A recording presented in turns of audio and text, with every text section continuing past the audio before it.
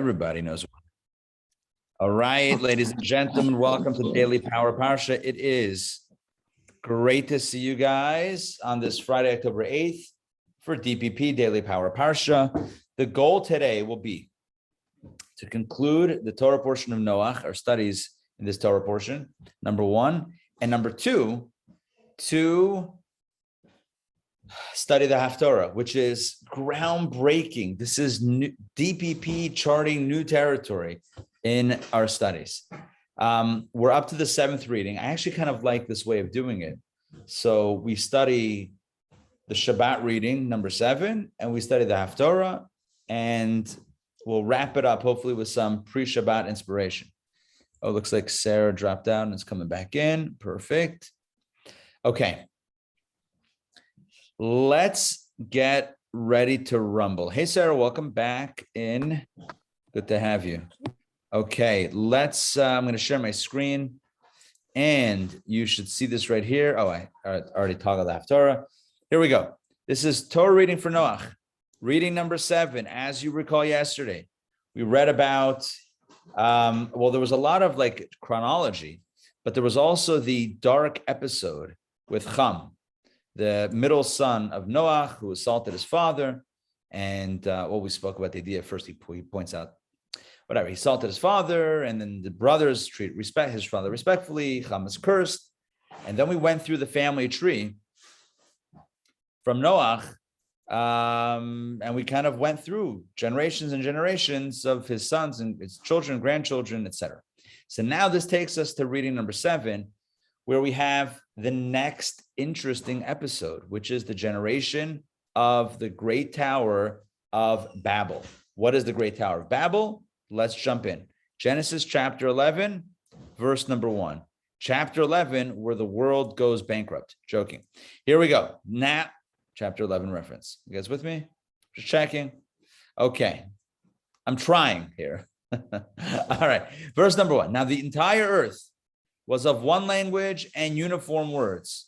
So there was a unifying language and a unifying words. Yeah, there's one language for all of these different people. And it came to pass when they traveled from the east that they found a valley in the land of Shinar. They found a valley and settled there in the valley.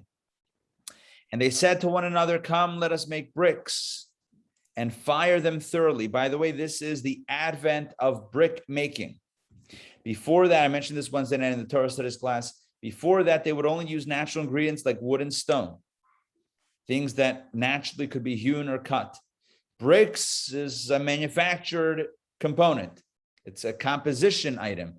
They made bricks and they fired them, heat them up, bake them. So the bricks were to them for stones, right? They used bricks for stones, and the clay was to them for mortar. So clearly there are advancements happening in building technology. Before, building was somewhat primitive. Now new methodologies are emerging in engineering, in architecture, in building edifices. Now that they have all this new know-how, there you go, let me say that correctly. Verse number 4, and they said, "Come, let us build ourselves a city and a tower." That's going to be the focus, the tower, with its top in the heavens. And let us make ourselves a name, lest we be scattered upon the face of the entire earth. All we know about their motive is what it says in verse number 4. Let's build a city and a tower that goes all the way to the heavens. Why? We'll make a name, lest we be scattered. Now, as the story will unfold, it's going to be clear that God was not happy with this project. Wednesday night, we explored one angle and why God wasn't happy. I'll tell you this. In general, it seems like they were provoking, starting up, initiating war, if you will, with God. They were somehow provoking God, building up to the heavens, trying to, in some way, we had a wild interpretation that we cited Wednesday about them wanting to break the bounds of gravity, and then outside of build the tower so high they could get outside of gravity, and once outside of the gravitational pull, they could then go to the moon and settle and then be outside of God's dominion. God couldn't bring a flood on the moon if they were outside. Okay, that's a very fantastical interpretation, but I'll tell you this. Either way, it comes down to this idea they wanted to get away from God. They wanted to fight against God. They wanted to challenge God. Either one of these approaches is kind of leads the same way. Now, but what it does say in the Chumash, and this is very important, what it does say is that their motivation was to make for themselves a name.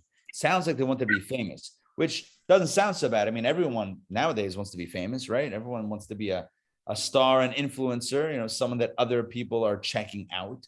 So what's wrong with making themselves a name? I want to share with you an insight that the Rebbe shared shortly after the Holocaust. This would have been 1950s. And the Rebbe said that when there has been a churban means a destruction, a devastation, when our people has been wiped out, the response and the aftermath is rebuilding our people, rebuilding physically, spiritually, rebuilding the Jewish people. It's not a time to look for fame. It's not a time to do something for yourself or to become famous or to become noteworthy. It's like, imagine, God forbid, a natural disaster, and people are going there to help, to volunteer to help, and you have somebody there that's there to make the papers, to get on TV, right? To mug the camera, so to speak, right? Look at me, I'm helping, right? I'm here for the news clippings. It's not nice. It's misplaced. It's not nice. It's not the right context. Look, you want to jump in front of cameras, sure, but not now. Now it's just wrong. It's not the right context. So in a similar fashion, after the world was destroyed with the flood, shortly thereafter, that you should invest time, effort, resources into a project whose objective, or that its objective is to make themselves a name, right? To become famous. We built the biggest tower. That's misplaced focus. That's misplaced energy. Go and work and rebuild humanity, rebuild the world into a better place. It's not about making yourself a name. Don't be selfish when there's a need for this selflessness. Does that make sense? Yeah. So that's a bit of a different angle. Verse 5, let's see what happens. And the Lord descended to see the city and the tower that the sons of man had built. What does it mean, descended? So we have a teaching that our sages tell us, which is that a judge cannot judge a case until they are in that place. You can't judge, from afar, because you don't know the dynamics of that place and the challenges that are there. And, you have to be on the ground. That's why court cases have to take place in the city in which it happened, or in proximity to where the potential crime or whatever happened, because it has to be understood in context. So God, so to speak, descends to check out the situation, because where God is, this doesn't look good, but let's see on the ground how it looks. And the Lord said, still doesn't look good. Lo, they are one people, and they all have one language. In other words, there's unity, which is beautiful. And this is what they have commenced to do. You kidding me? I'm reading it rhetorically. You have a people that are finally getting along, right? They're speaking the same language, literally and figuratively. And this is what they're doing. They're investing in a project, engaging in a project that's self-serving, or that's anti-God, or at the very least self-serving. So God says, now will it not be withheld from them all that they have planned to do? In other words, do you think I'm going to let this happen? Of course not. Of course, I'm going to prevent them from doing what they are planning on doing. Come, God says, the royal we, or maybe to the angels, let us descend and confuse their language, so that one will not understand the language of his companion. They didn't get punished. All that happened was that their plans got thwarted. By the way, our plans get thwarted all the time, right? We all have plans. Everyone has plans, right? Man plans and God laughs. We all have plans. So they had a plan. They wanted to build a tower. Can't build a tower. How many projects have started in Midtown Atlanta? Yeah, building projects that folded. Yeah, they planned on building a skyscraper. The economy turned, the funding dried up, things happen. So they weren't punished. It just, the project didn't happen. So what happened? How did it work out this time with this tower? So God confused the language. That means that instead of speaking literally and figuratively the same language, they began speaking different languages. This is the emergence of the 70 languages of the 70 nations. Everyone started speaking different languages. As Rashi says, actually, it's a cute Rashi. Let's pull it up. Verse 7, Rashi says, they will not understand. Okay, this one requested a brick, and that one brings mortar. This one, the first one stands and cracks his skull. There you go. Seems like it did get a little violent.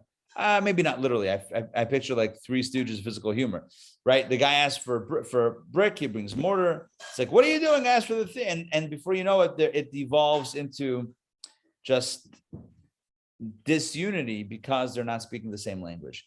Or like any project or many projects, it begins with a singular focus, and soon it ends up a situation where you have differences of opinion about a project, right? One person says, no, the project should be about this. The other one says it should be about that. The other one says, no, this should be the focus. And then it doesn't get off the ground because there's too many cooks in the kitchen, and they're not doing the same thing. So that's what happens here. And the Lord, let's continue verse 8, and the Lord scattered them from there upon the face of the entire earth, and they ceased building a city. So basically, instead of unified, everyone should live in the same high rise, they moved out laterally. Instead of vertical growth, they experienced lateral growth. Therefore, he named it Babel, or in Hebrew, Bavel, which is related to the word Balal, as we'll see right there. If you look at the Hebrew, Bavel, Balal, it's somewhat similar, and it means mixed or confused. So like a chalent. Therefore, he named it Babel. That's what we call the Tower of Babel. He named that place Babel, for there the Lord confused the language of the entire earth, and from there the Lord scattered them upon the face of the entire earth. Now, this sounds again like a punishment. It wasn't so much a punishment as it was just a way to stop the project, but it also ends up creating, in the process of the confusion, it creates diversity, which turns out is actually a good thing. Diversity, different people, different language, different cultures. It's a good thing. What's ideal? That everybody should speak the same language and have the same culture, the same way of dress, the same food. It's a boring world like that. It's boring, right? Imagine if you went to Manhattan and they had one restaurant. It's called food because everyone eats the same food. It's boring. Now you can go to Manhattan and you can have a kosher Indian, you can have kosher Chinese, you can have kosher Israeli food, you can have kosher Italian food, you can have kosher French cuisine. I don't know why I changed from food to cuisine by French, but that's, I don't know, whatever, I have to figure that out. But you have all the flavors of the world because there's diversity. So is it a punishment? I don't know if it's a punishment. It's actually a good thing. Diversity is a good thing. As long as people can respect each other's differences. Ray, jump in. So were these other languages, were they being spoken in various places where God sent them? Or did these people each start a language where they were sent? That's a great question. My understanding is they started, it sounds like this is the emergence of different language. That's what it sounds like. From a surface reading of the text. Now, it could be there's a deeper dive, the Medrash and the Gemara and the Talmud. It's very possible, probably probable that there's a deeper treatment of that. But the simple reading of it seems like they were speaking one language. That's how this reading begins. They were all speaking the same language. And then through this experience, it diversified. The 70 nations? The 70 nations? 70 Yes. nations, exactly. Yes. 70 nations and 70 languages. Exactly, 70 languages. This is the origins of diversity. So it's almost like, you know how on the money it says e pluribus unum, from many one. This Right. is the opposite. It's From one, many. one many. This is from like a oneness many.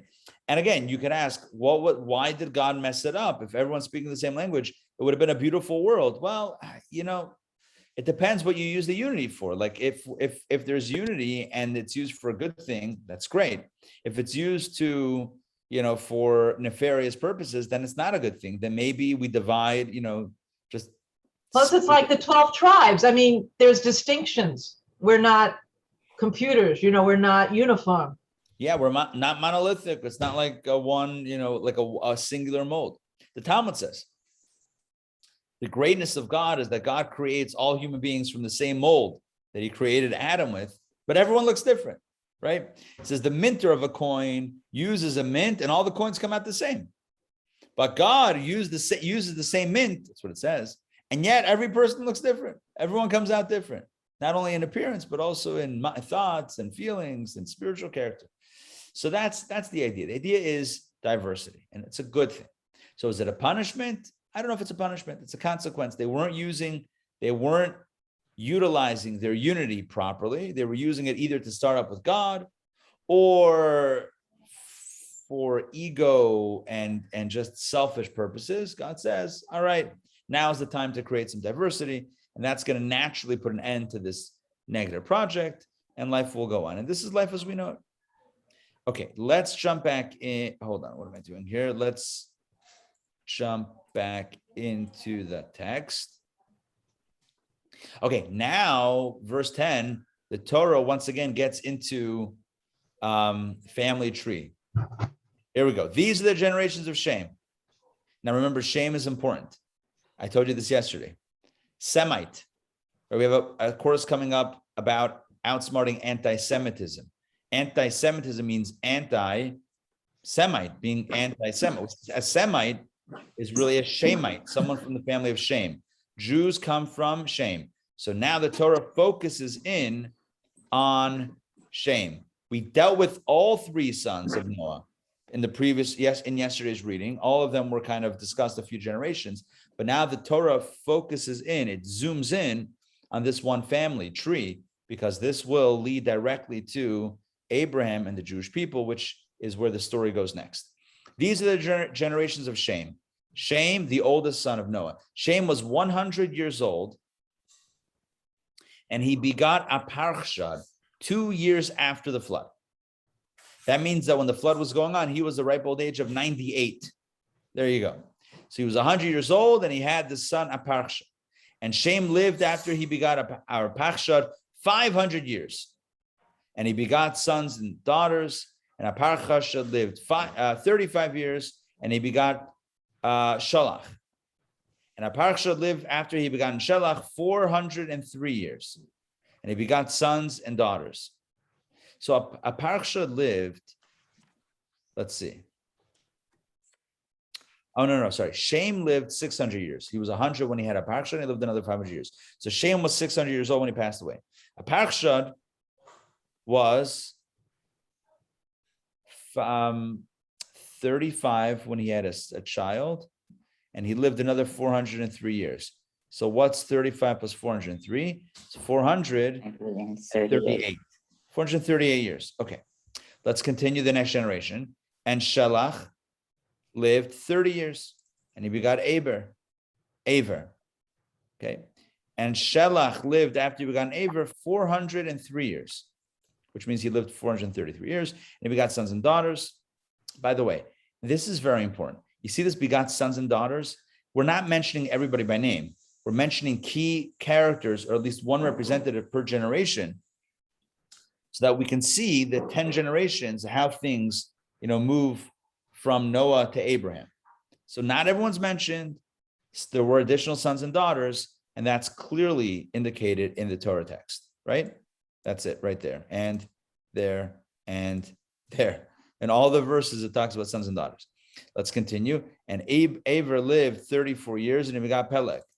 And Aver lived after he begot Peleg 430 years, and he begot sons and daughters. Verse 18. And Peleg lived 30 years, and he begot Reu.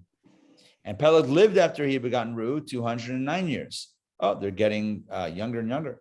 And he begot sons and daughters. And Reu lived 32 years, and he begot Serug. And Reu lived after he begot Serug 207 years, and he begot sons and daughters. And Serug lived 30 years, and he begot Nachar. Oh, wow. This is very important. Nachar. Remember that name. And Srug lived after he begot Nachar 200 years, and he begot sons and daughters. And Nachar lived 29 years, and he begot Terach. Actually, Terach is the name that you need to remember. Terach. Who's Abraham's Terach? father. That's right. Terach is the father of Abraham. So we're winding our way down the generations.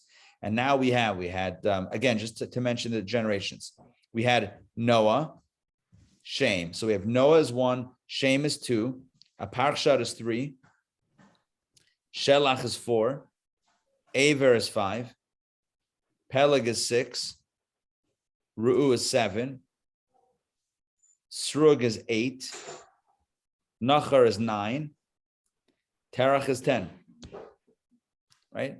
10. Terach was the 10th generation from Noach, but after Noach, the 10th generation will be Terach's son or sons. Here we go. And Nachar lived after he begot Terach 119 years, and he begot sons and daughters. And Terach, let's get to Terach now. That's going to be a big guy. Terach lived 75 years, and he begot Abram or Avram, Nachar, which was a nod to his grandfather. Terach named him after Terach named him after his father, right?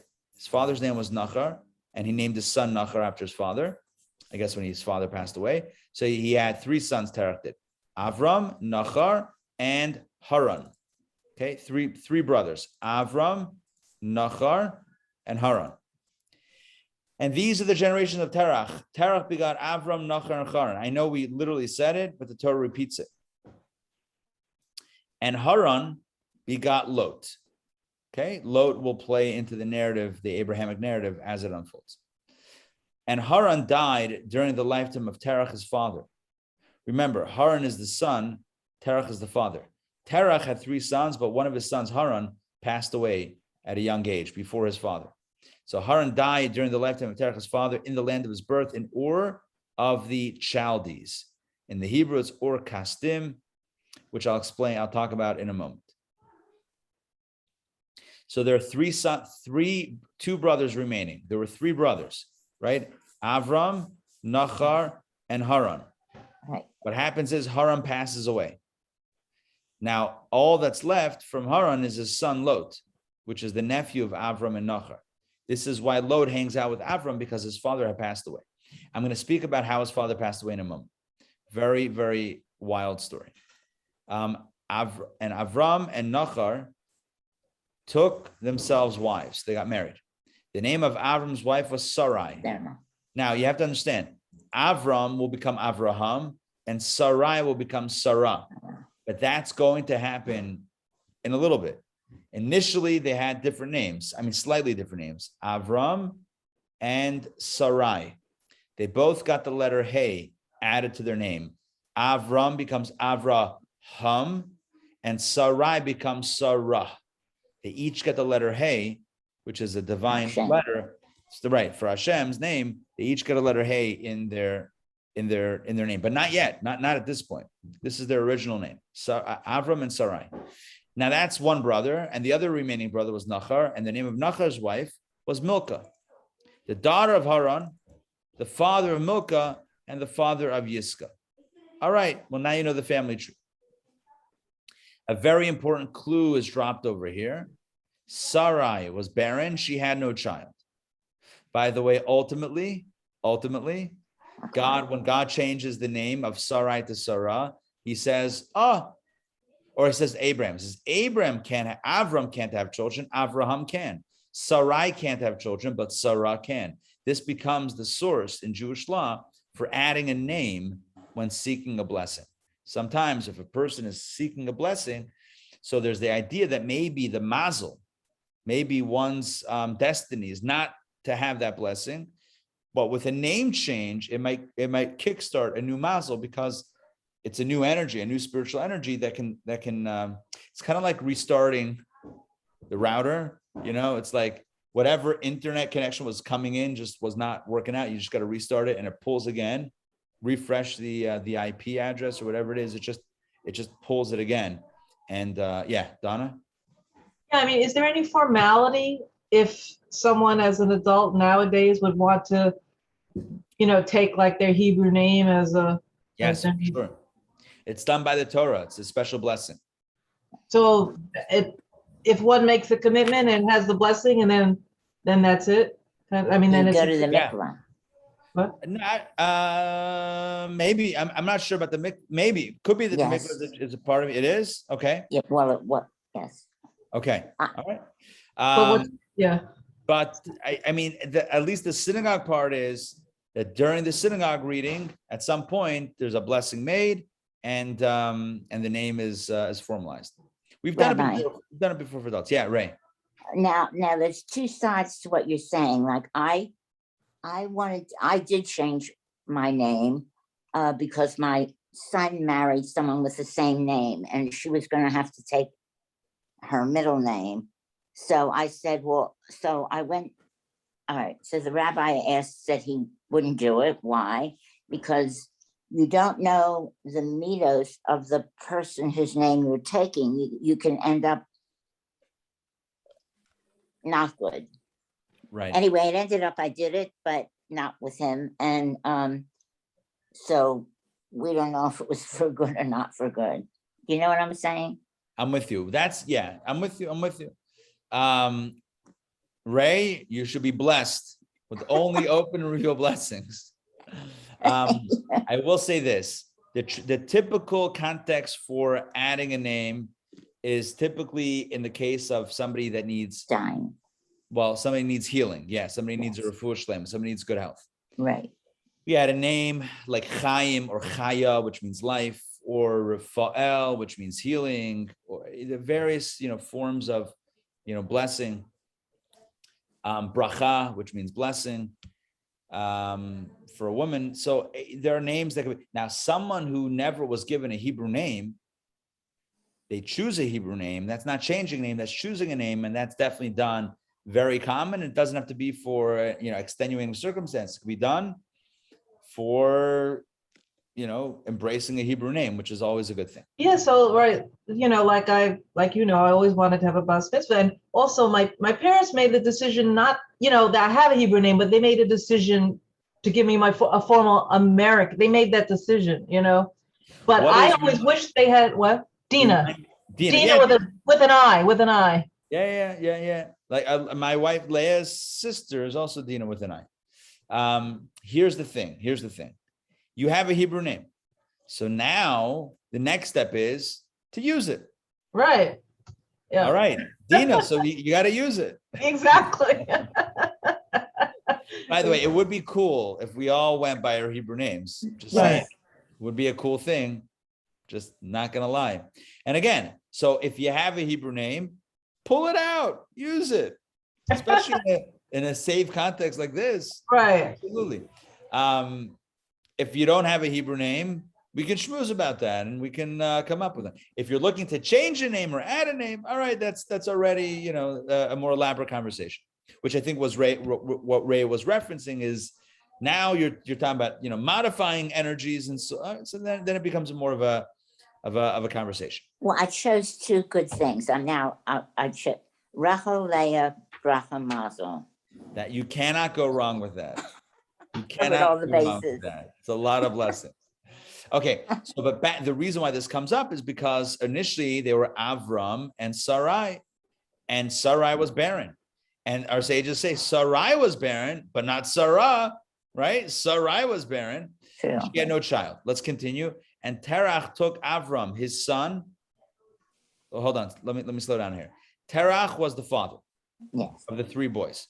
Two of them that survived. Terach took Avram, his son, and Lot, the son of Haran. So he took his son and his grandson, and Sarai, his daughter-in-law, the wife of Avram, his son, and they went forth with him from Ur-Kasdim, or of the Chaldees, to go to the land of Canaan. And they came as far as Haran. That's the place called Haran. Or Haran. This is Haran now.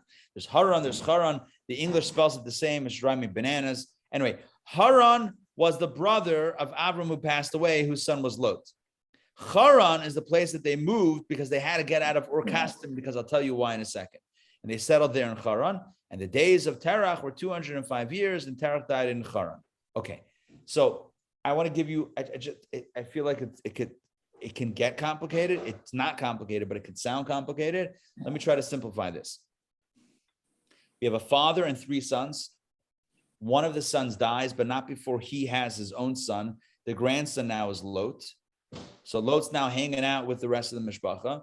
And the grandfather, or the father, whatever, the patriarch of the family, Terach, travels with his son Avram and his grandson Lot. They leave Ur Kasdim, where the family had been built, the family had been established, and they moved to a place called Haran. They were headed to Canaan, but they ended up in Haran. This sets the stage for next week's Torah portion, where God tells Abram, when he's 75 years old, it's time to finish that journey that your father started. Time to go from Haran to the promised land. And that begins the Lech Lecha, the journey forth that God, and he brings Lot with him. Not his father, he brings Lot with him. So now, yeah. One other brother, is it true he married his niece? Yes. Milcah, let's see, Nahor married Milcah, the daughter of Haran. Correct. He married his niece. Correct. We had to take care of that brother's family, children. That's what it sounds like. And maybe there just weren't that many people to go around. Maybe it was pretty much no. There are a lot of begetting in here. It seems like there could have been. There's a lot well, you're right. There was some begetting to be gotten, but yeah.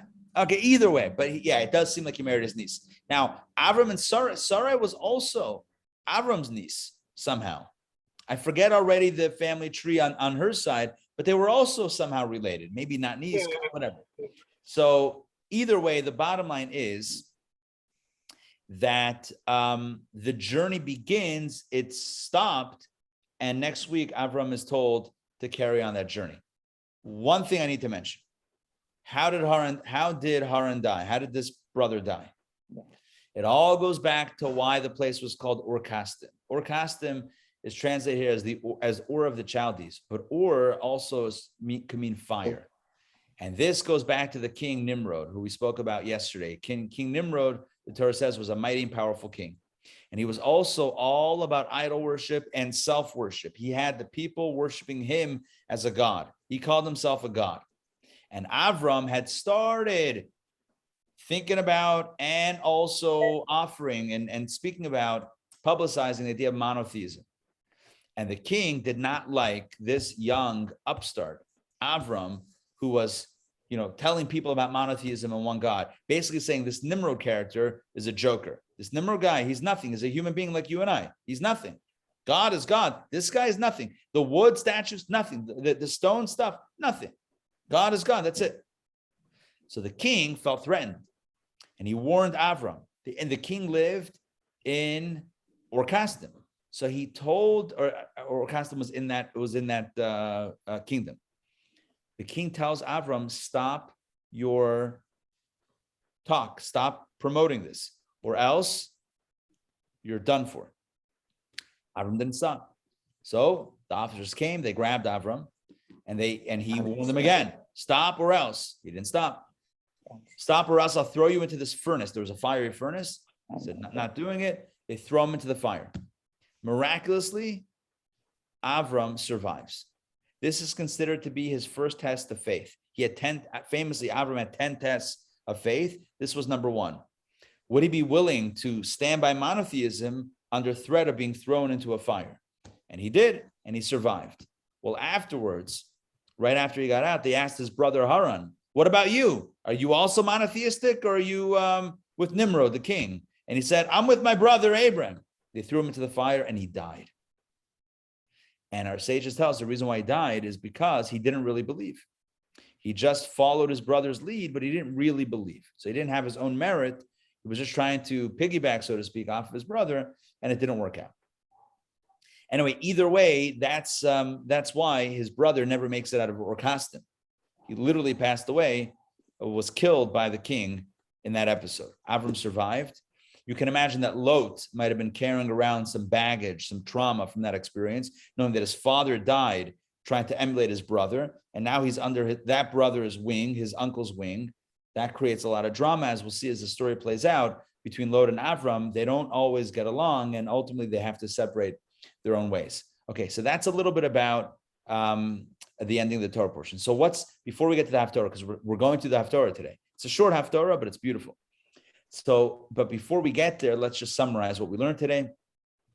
Today we read about, let me pull this up. Today we read about the sin or the episode of the Tower of Babel. There was unity, which was good. So it's good that people are getting along, but not good what they were using the unity for. They already had unity, might as well use it for a positive thing. It wasn't positive. They used their unity for either nefarious purposes or at the very least, arrogant purposes, selfish purposes, self-serving purposes. God says, we're going to split you guys up, diversity, and that's a blessing also. And then we read about the generations between Noah and Avram. And we set the stage for next week and really for the rest of Torah. Torah begins from the beginning, but the Jewish story begins with Avram, which is how we begin next week's Torah portion. And it's amazing. There's a famous Hasidic aphorism statement that says the Torah portion of Bereshis begins on a good note and ends on a sour note. Begins with so much promise and ends with corruption. The Torah portion of Noach, this Torah portion begins with corruption and destruction, and it ends on a good note with Avram. Next week, Lech Lecha, it's a good week. The whole week we live with Avram. Every day DPP will be learning and speaking and thinking about Avram. It's all good. Okay, that's it for this week's Torah. Can I just make a quick comment, please? So, the at the beginning you said, Babel, the people wanted fame, right? That was one of the issues.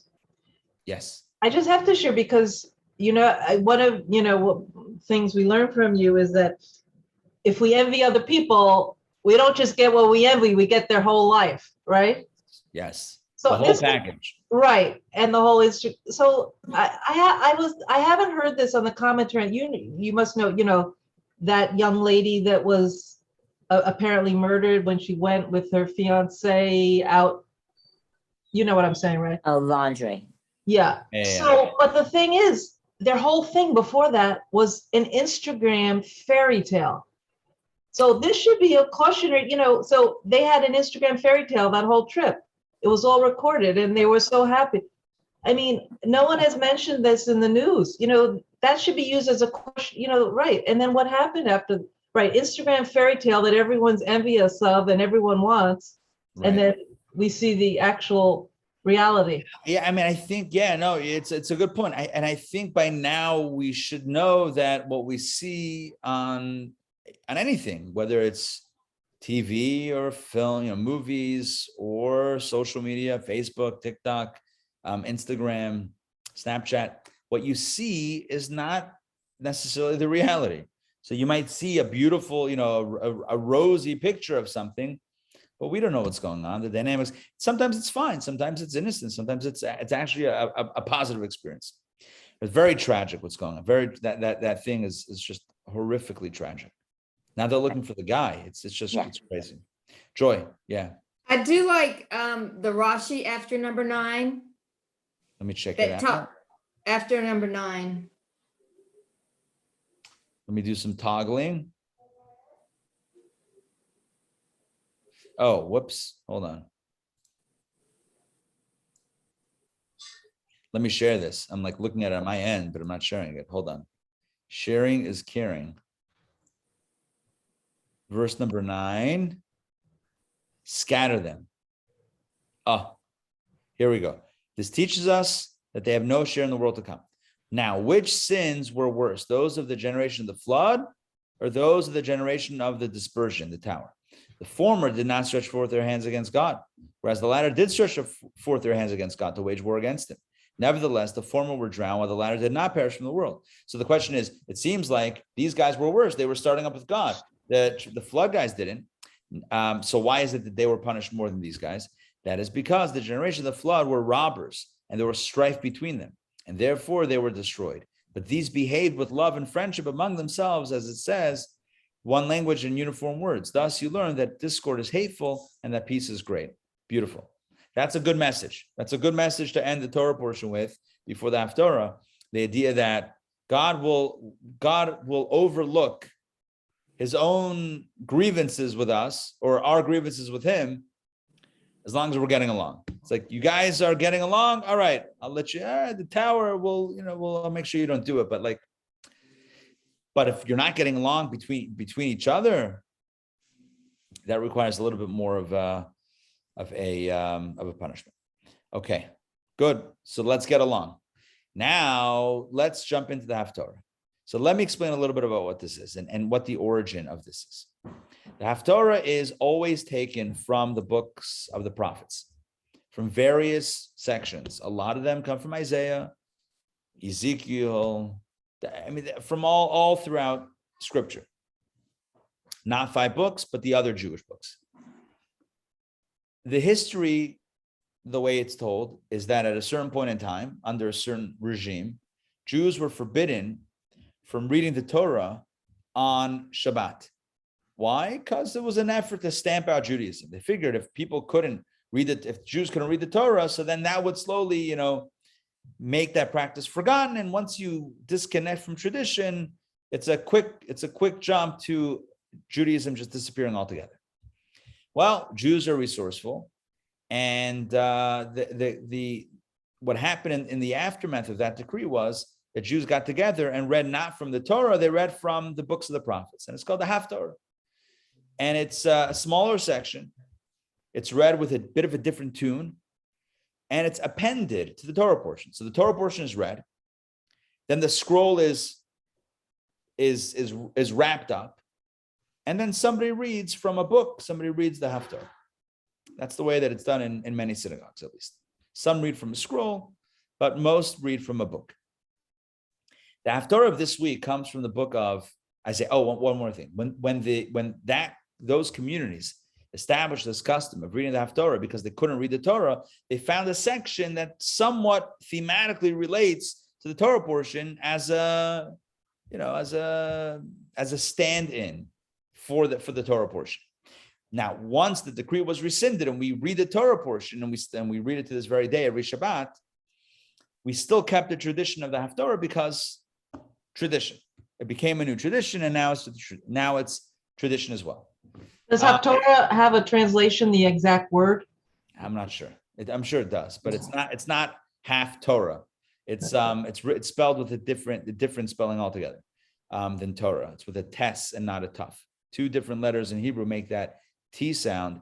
It's the other letter. So I'm not sure what it means. Maftirin. Maftirin means dessert. In Maftirin. Like regarding that would make sense, right? Because after the 7 portions, right? Then you have your dessert, the sweet dessert. Torah may be like the dessert, like after you finish the entree, here's kind a little like Havdalah. You end on a sweet note. Right. Yeah. It may be related to that. We have to look that up. I'm sure you can Google it and find it. Rabbi Google probably knows all and tells all. So this week, it comes from Isaiah, chapter 54.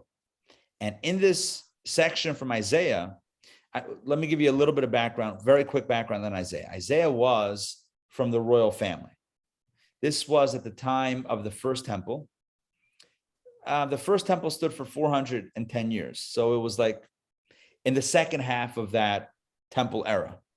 There are many generations and many kings that rose and that lived and died with the second temple, with the first temple, 410 years. So it's a long time. Think about it. How old is America? Right? Let's put it in context. The United States of America is far less than 410 years old. So the first temple, just the first temple, not the second, the first temple stood for 410 years. The second half of that temple era is when, at some point is when Isaiah lived. He was the nephew of the Jewish king. There were then 2 kingdoms, the northern kingdom, the southern kingdom. He was in the southern kingdom that had Jerusalem and the temple. The northern kingdom had already been attacked by the Assyrians, who had started exiling the northern kingdom. They'd picked off the northern kingdom. We talk about the lost tribes, the 10 lost tribes from the northern kingdom. That process had begun. The prophet Isaiah had attempted to keep at least the southern kingdom and really all of Jewry monotheistic and intact and dedicated to God and on the straight and narrow. The northern kingdom was notoriously idolatrous and polytheistic, even though they were Jews, but idolatry was rampant. And so he tried his best, Isaiah tried his best to encourage the people to keep the faith. At the same time, he prophesied about destruction. He prophesied about exile. He prophesied that this was going to come to an end. But then he also prophesied that even as it will come to an end, it will once again be rebuilt. And this is evocative. And this is throughout the book of Isaiah. You have the promise of exile and the promise of redemption. You have both sides of the coin. And when I say redemption, I don't mean the second temple. I mean the ultimate future redemption with Mashiach. Isaiah is one of the prophecies where a lot of the messianic teachings come from Isaiah. So this particular excerpt that we're going to read, it's a quick read. The one for this week talks about Jerusalem being rebuilt.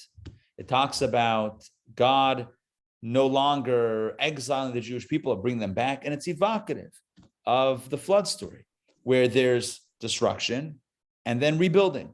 You with me on this? There's destruction, there's punishment, destruction, at least on the surface. And then there's rebuilding. And God says, once we rebuild, we're never again going to bring a flood. So too, the future redemption, once there's that redemption, there will never again be an exile. Are you with me on this, on the parallel? Right? So just like the arc of the Torah portion is down and then up, so too is the Haftar talking about not so much the down, but the ultimate up and that. And it's reference. God in the prophet speaks for God, so to speak, channels God's message and actually references the waters of Noah, as you'll see. So let's jump in now. That's by way of introduction. So let's jump in and study it together. By the way, there are different customs about how much of this to read.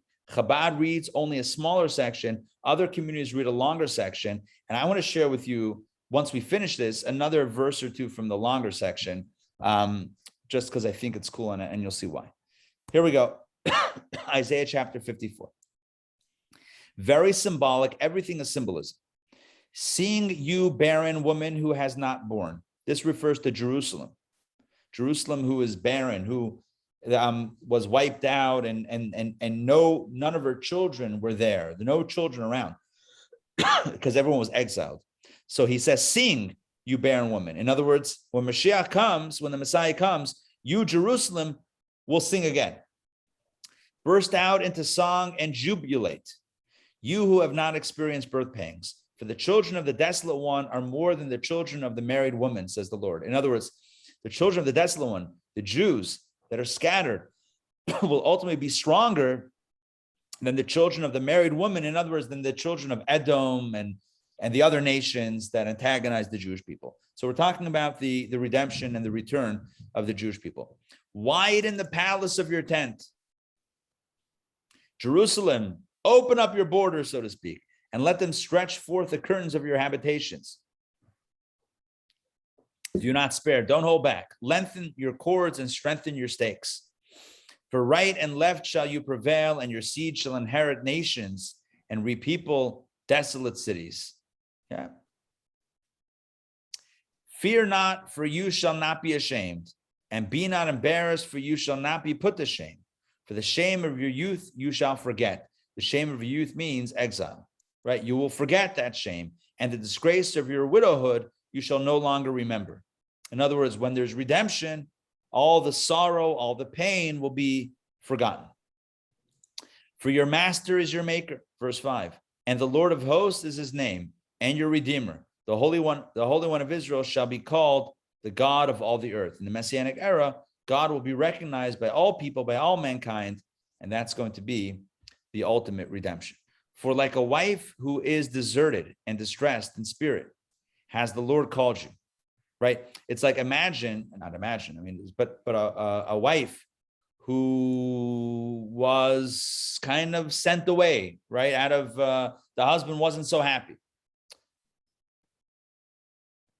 That is then called back, right? This is what it is. This, the return of the exiles after in the Messianic era will be like the one who is rejected coming back. For like a wife who is deserted and distressed in spirit, has the Lord called you. and a wife of one's youth who was rejected, said your God. In other words, like and not saying anyone should send anyone away, but just theoretically, right? Someone who sends away his spouse, the love of his youth, because something happened, and then says at a later point, you know what? Let's get back together. That's what's going on here. God sent us out. God exiled us in the Messianic era with the redemption. That is us coming back. That's God once again bringing us back. And God says, for a small moment have I forsaken you. Small moment. Okay, it's been a minute, but relative to God, I guess it's a small moment. The rega katan azavtich, I've forsaken you for just rega katon, small moment. And with great mercy will I gather you. With a little wrath did I hide my countenance for a moment from you. Just a little, and just a moment. And with everlasting kindness will I have compassion on you, said your Redeemer, the Lord. For this is to me, God says, as the waters of Noah. Now you know I was chosen for this week. For this is to me as the waters of Noah, as I swore that the waters of Noah shall never again pass over the earth. So have I sworn neither to be wroth with you nor to rebuke you. In other words, just like I did bring the waters of Noah, but then I stopped them and I said never again. So too, I've promised to you never again to have wrath, I'm assuming means wrath, like anger with you, nor rebuke you. Once the redemption happens, it's going to be good and good forever. For the mountains shall depart and the hills totter, but my kindness shall not depart from you. In other words, other things may happen, other things may be precarious, but my kindness will never depart from you. Neither shall the covenant of my peace totter, said the Lord, who has compassion on you. And so it's a very positive Haftarah. Some of them speak about negativity and, warnings, be careful lest this, that, or the other happen. This one is all about love, that even if it's been painful, even when it's been exile, it's not going to be forever. It's going to be a relatively short amount of time before we have the redemption. And God will once again re-embrace us with that type of love that he had for us back in the day. So that's the nature of the Haftarah. And again, it parallels the Ark of the Torah portion, where you have the flood waters, the destructive flood waters, followed by the promise of never again, and once again re-embracing humankind. Here you have it with the Jewish people. You have exile, which is not even mentioned clearly. It's kind of like it's referenced, but it's not like focused on. You have the exile, but then the ultimate redemption, which takes us out of that place, and it's an eternal redemption, never again to experience exile. So that, who wrote this, Rabbi? Was this the oral Isaiah. tradition? Isaiah. Oh, but Isaiah wrote this? Yeah, this is part of the written Torah. When we say written Torah, it's the 5 books of Moses plus the books of the prophets and scripture. So there's 24 books in total. There's what we call Torah, but I mean Torah could be used in any manner of speech. So the 5 books, and then you have the books of the prophets, including Isaiah, and then the books of the writings like Psalms and Esther, the book of Esther. Those are all part of the written Torah. The oral Torah is after that. And alongside that, it's like the stories that are not written in, but we have a tradition of. But it's either outside that text or after that text is the oral tradition. So this is part of the written Torah. I feel like I wanted to share with you something. Oh, I did. Yeah. Okay, Ray, jump in. Well, I just was wondering whether the story of Abraham and Sarah, where doesn't Hashem tell Abraham to send away Hagar? I mean, it's not really what you're referring to, but does it fit in at all? Yeah, I mean, it's the idea of rejection. Yeah, the idea that he sent her away, and yeah. I mean, I don't know if it's directly, that's the negative part of it. This is the positive. This is even after you've been sent away, God will bring you back. This is a very hopeful prophecy, this one right here. By the way, I did want to mention this, so we'll close it out in a minute because we're at the time. The next few verses, which Chabad doesn't read, this we read it on other occasions, but not in this Haftarah. I'm going to read you a translation from my Chumash. It says, "O Jerusalem, you afflicted, storm-tossed one who has not been comforted, not yet been comforted. I will lay your floor stones upon antimony instead of sand. I don't know what that is. And Right. lay your foundations with sapphires. I will make your window panes from emeralds, your gates from carbuncle stones, and the floor stones of all your borders will become desirable gems. Speak about gemstones in the prophet. The very next two verses speak about how adorned Jerusalem will be, how dazzling and how brilliant, how beautiful Jerusalem will be when it's rebuilt in the Messianic era. So it's a Messianic prophecy. It's about a better time and a better future, a time when we'll feel God's love. We won't have to, figure out that even in the pain, God loves us, but it will be that embrace that we automatically feel because it will be the Messianic era. May it be soon. May this Shabbos already be a Shabbos with Mashiach, and let us say Amen. Amen. All right, good. So that was the Haftarah for this week. You can certainly still continue to study it and explore it, and we'll continue it, please God, next week. All right. A few quick announcements, and then we'll close out. Announcement number one, tomorrow we're doing our first ever Shabbat Learner Service, 10:45 a.m. to 11:45 at Chabad Intown. So join us then for a special Learner Service edition on Shabbat. That's number one. Number two is I announced that we're doing a brand new lecture. I mentioned it last night as well. It's called the Hasidic Superwoman of Night Court, and it's we're hosting the Honorable Judge Rachel Fryer, known as Ruchi Fryer, who will be speaking about her experience, the first ever federally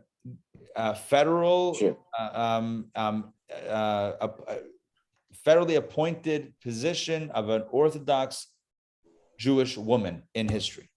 Incredible story, an incredible woman. She's done some just tremendous things. You definitely want to check this out. There have been documentaries about her and New York Times pieces on her. It's just an incredible story. So join us on the 19th of October for that special evening, 8 p.m. All right, that's it for right now. Have a good Shabbos, everyone. We'll see you guys soon. Take care. Shabbos. Have a good Shabbos, Rabbi. Bye. Good Shabbos. Bye. Take care.